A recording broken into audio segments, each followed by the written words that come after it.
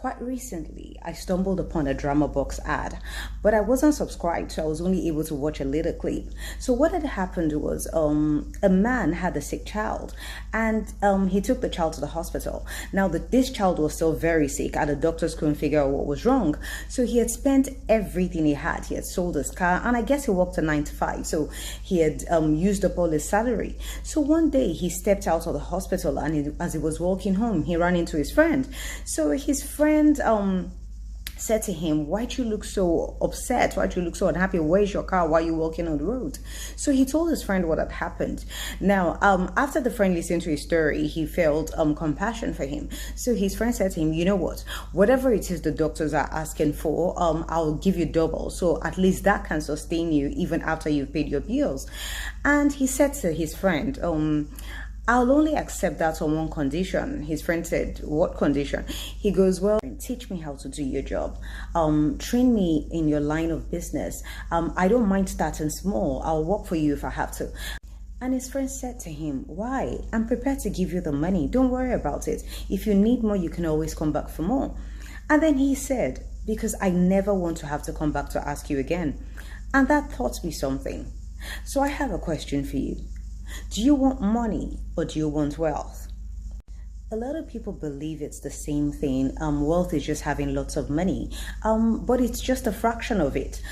If you've ever heard of the term, "You're so broke, all you have is money," it's because when it comes to wealth, it's a flow of abundance, not just financially, but in every area of your life.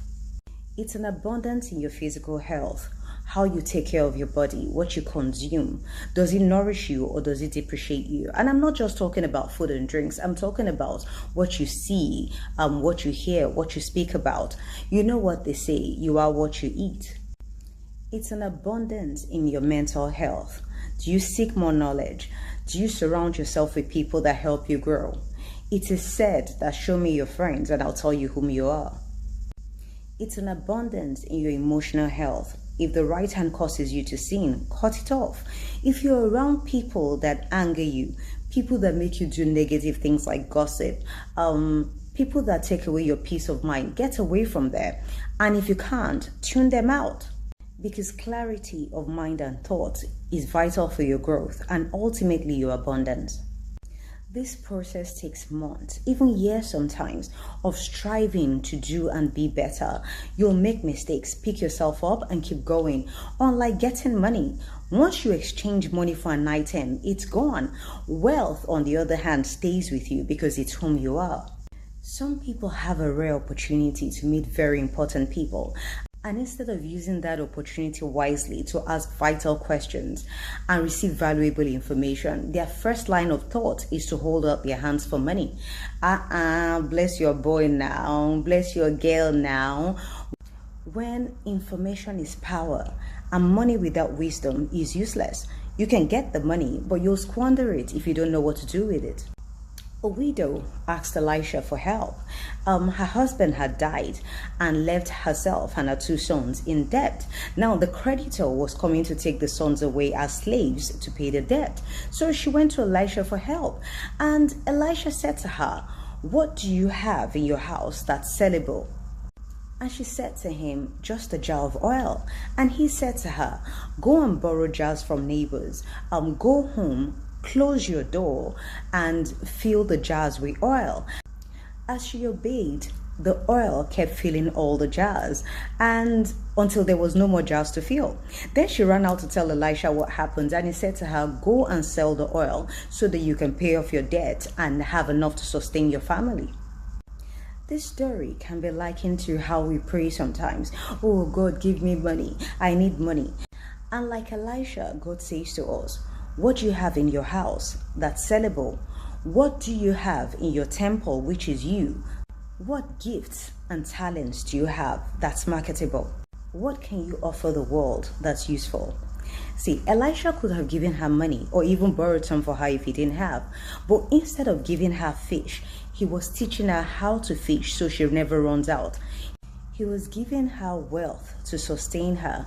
And she said she had oil. Now, oil in those days was used for cooking, was used for healing wounds and stomach distress, was used for heating up oil lamps, was used for making perfumes, so many things.